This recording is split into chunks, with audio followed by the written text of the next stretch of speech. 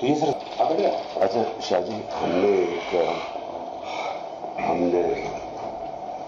کل ہم میٹنگ کرنی آپ نے ہم تینوں نے اور وہ فورن سیکشن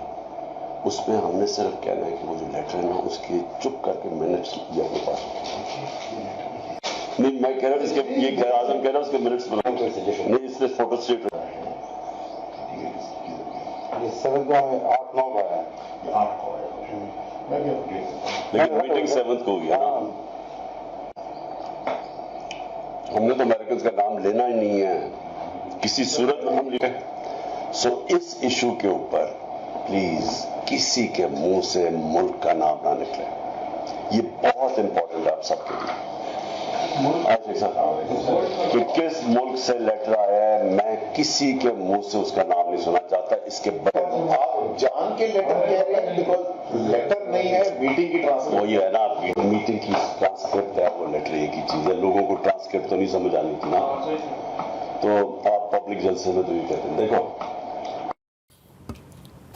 السلام علیکم خبریں ٹی وی .net کے ساتھ میں ہوں زاہدہ راؤ امید کرتی ہوں آپ سب خیریت سے ہوں گے جہاں بھی ناظرین پاکستان میں آڈیو اور ویڈیو جو لیک کرنے کا سلسلہ ہے وہ جاری ہے کہ وزیراعظم ہاؤس ہیک ہو گیا ہے ڈیوائس لگا کے ہیک کیا گیا ہے یا پھر موبائل ہیک کیے گئے ہیں یہ تو وقت بتائے گا تحقیقات ہوں گی لیکن عمران خان جس سائفر کی بات کیا کرتے تھے کہا کرتے تھے کہ حکومت کو سازش کے تحت ہٹایا گیا ہے نہ یہ اپوزیشن مانتی تھی نہ میڈیا مانتا تھا کہ پروپیگنڈا خط کا ٹکڑا کچھ نہیں ہے کاغذ کا ٹکڑا اٹھاتے ہیں اور لہرا دیتے ہیں ایسی کوئی سازش نہیں ہے حکومت جو ہے ان کی عدم اعتماد کی وجہ سے ہٹائی گئی ہے لیکن اب جب سائفر والی آڈیو آئی ہے تو اب یہ لوگ کہہ رہے ہیں کہ وہ آڈیو سچ ہے اور خان صاحب نے بھی اس آڈیو کو آن کیا اور کہا ہے کہ آڈیو ہی نہیں میں تو کہتا ہوں وہ سائفر ہی لیک ہو جائے تو ہمارے ساتھ موجود ہیں سینئر صحافی ناصر اسلم راجہ صاحب ان سے پوچھتے ہیں کہ سر یہ سائفر اب کیوں مان رہے ہیں کہ سائفر آیا ہے السلام علیکم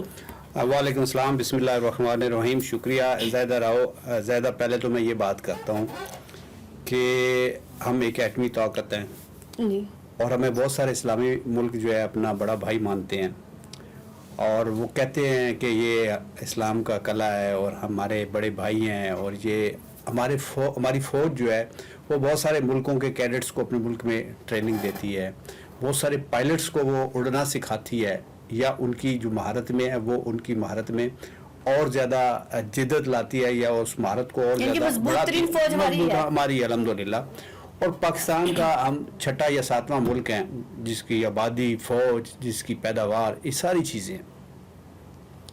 لیکن مجھے اتنا دکھ ہوتا ہے کہ یہ سارے ملک ہمارے بارے میں کیا سوچتے ہوں گے کہ یہ کیسا ملک ہے جس میں ایک دن ایک کی آڈیو آتی ہے دوسرے دن دوسرے کی ویڈیو آتی ہے ایک دن ایک بیان داغا جاتا ہے دوسرے دن دوسرا بیان داغا جاتا ہے پارٹی بغلے میں جاتی ہے دوسرے دن دوسری پارٹی بغلے میں جاتی ہے ایک دن ایک عدالت سے ایک فیصلہ آتا ہے دوسرے دن اسی کے حق میں اسی عدالت سے فیصلہ آ جاتا ہے ایک دن ایک قانون ہوتا ہے دوسرے دن دوسری حکومت آتی ہے وہ ایک ایسا قانون بناتی ہے جس کے بینیفیشری وہ خود ہوتے ہیں تو ایک عجیب سا یہ ہمارا ملک بنتا جا رہا ہے جس سے دکھ ہوتا ہے بہت زیادہ اور میں یہ سوچتا ہوں کہ ہمارے بارے میں دنیا کیا سوچتی ہوگی اور وہ جو ہماری کمیونٹی ہے جو ہمارے اوورسیز پاکستانیز ہیں جو دنیا میں جا کے رہ رہے ہیں جو بڑی محنت کر رہے ہیں اپنے ملک کا نام بنانے کی کوشش کرتے ہیں اپنی محنت کے ساتھ ساتھ اپنا کام کرتے ہیں اور کوئی ڈاکٹر ہے کوئی انجینئر ہے کوئی سائنسدان ہے سارے اپنا اپنا کام کرتے ہیں وہ کس طریقے سے سامنا کرتے ہوں گے ان لوگوں کا اور خاص کر کے ان کے ساتھ انڈین لوگ بھی کام کر رہے ہوتے ہیں اور دوسرے ملکوں کے لوگ بھی کام کرتے ہیں اور وہ جب لنچ پہ بیٹھتے ہیں ٹی پہ بیٹھتے ہیں تو ایک دوسرے ملکوں کی ایک دوسرے کی کرکٹ ٹیم کی ایک دوسرے کی کامیابی کی تو وہ باتیں کرتے ہیں اور ایک دوسرے پہ ظاہر خبریں بھی ڈسکس ہوتی ہیں کہ پاکستان کا ڈسکس یہ جو کیا جا ہم رہا نے ہے اپنے گندے کپڑے چوک میں دھونے کا یہ سلسلہ شروع کر دیا ہے پتہ نہیں یہ جہاں آ کے کہاں پہ ختم ہوگا اور میں یہ سمجھتا ہوں کہ اب یہ ایک ایسی دوڑ لگ چکی ہے جس کا اس پہ شاید کوئی اثر نہیں ہوتا اب وہ جھوٹی ہے وہ سچی ہے اس کا ختم ہو گیا اس کا ڈر خوف وہ ختم ہو گیا ہے کہ میری آڈیو آ رہی ہے یا میری ویڈیو آ رہی ہے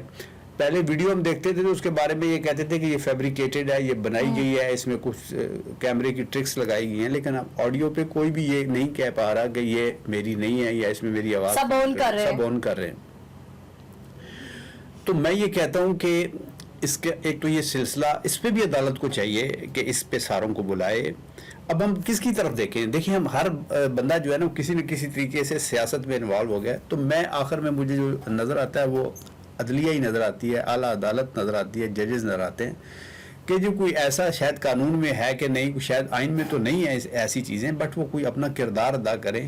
اس ملک کے لیے، اس ملک کی آنے والی نسلوں کے لیے، اس کی نظریاتی سرحدوں کے لیے، اس کی ایک عزت اور وقار کے لیے، اس کے گرین پاسپورٹ کے لیے، اور جس کو ہم ایک ایٹمی طاقت کہتے ہیں اس کے لیے، کہ ہم اتنے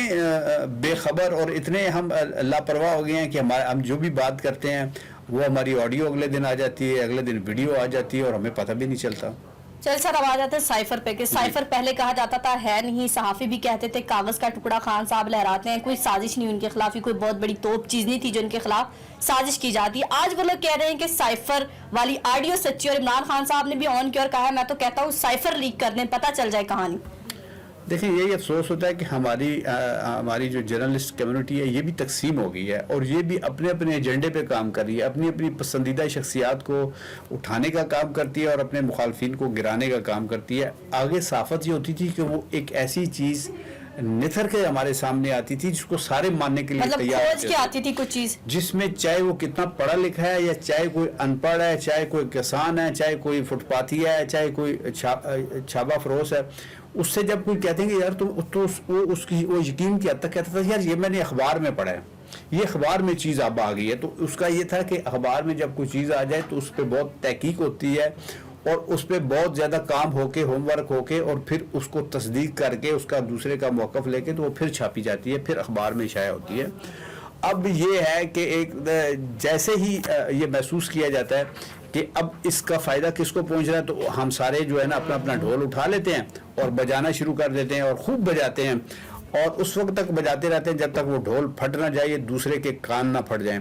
تو یہ آپ کی بات ٹھیک ہے کہ جو پہلے اس کو جعلی کہتے تھے اب وہ کہتے ہیں کہ یہ سائفر کی کیا بات ہوگی ہے، تو اب دیکھیں کہ یہ اونٹ کس کروٹ بیٹھتا ہے۔